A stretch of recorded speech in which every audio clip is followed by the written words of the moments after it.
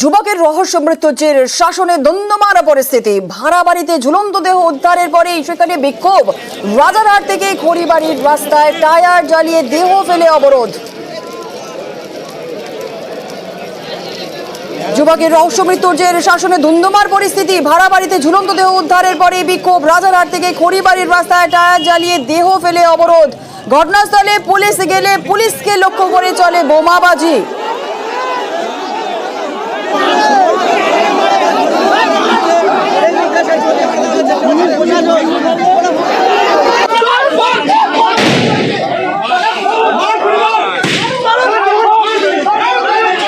আর এরপরেই শুরু হয়ে যায় পুলিশের লাঠিচার্জ।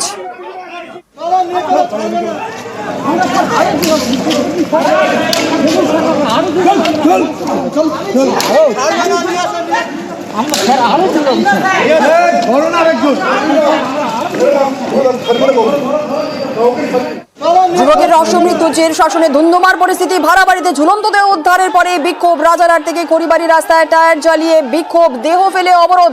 আমাদের সঙ্গে রয়েছেন আমাদের প্রতিনিধি জিয়াউল আলম। সরাসরি চলে যাব জিয়াউলের কাছে। প্রথমে জিয়াউলের কাছ থেকে জানতে চাইবো, জিয়াউল ঠিক কি ঘটেছিল?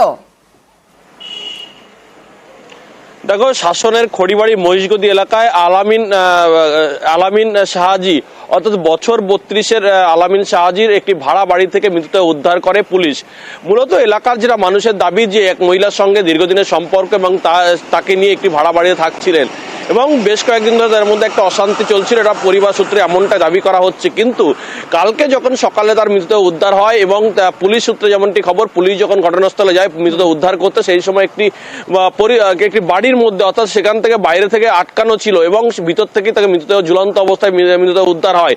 এবং তারপর থেকে কিন্তু পরিবার প্রথম থেকে দাবি করে আসছিল যে অভিযোগ অর্থাৎ এই যুবককে মারধর করে তাকে ঝুলিয়ে দেওয়া হয়েছে। কিন্তু পুলিশ সূত্রে যেটা খবর, তাকে সে আত্মহত্যা করেছে। তারপরেই পরিবারের লোকজন শাসন থানায় আসে অভিযোগ দায়ের করতে, অর্থাৎ তাকে খুন করে ঝুলিয়ে দেওয়া হয়েছে এবং মহিলার দিকে অভিযোগের তীর পরিবারের।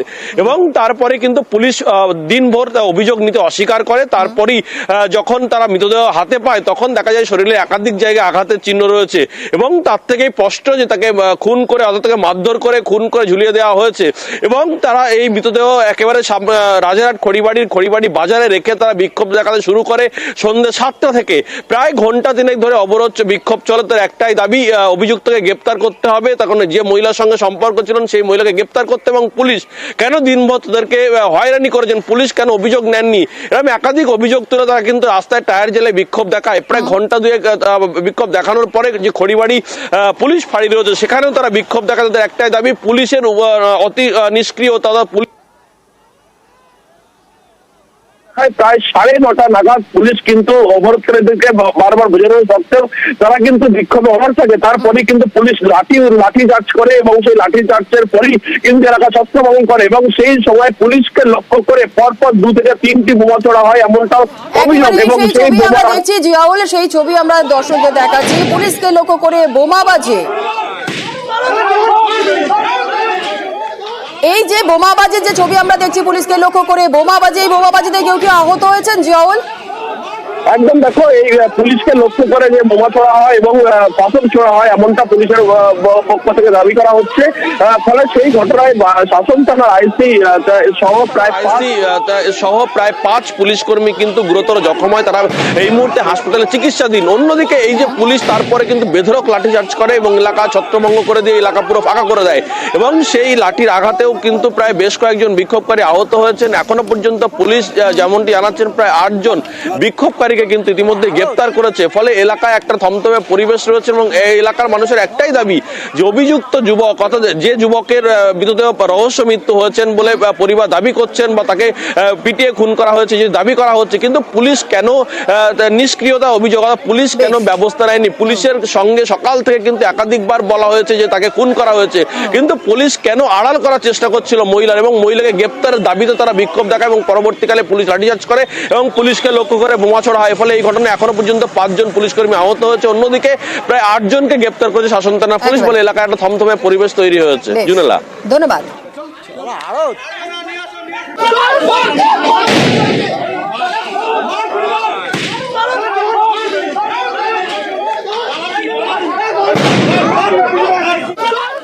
আমরা যখন বডিটাকে যখন মানে গোসল দিতে গেছি, গোসল দিতে একাধিক জায়গায় দাগ পেয়েছি। আমরা যখন থানায় অভিযোগ দায়ের করতে গেছি, থানা পুলিশ একই কথা বলে গেছে যে না, ও সুসাইড করেছে।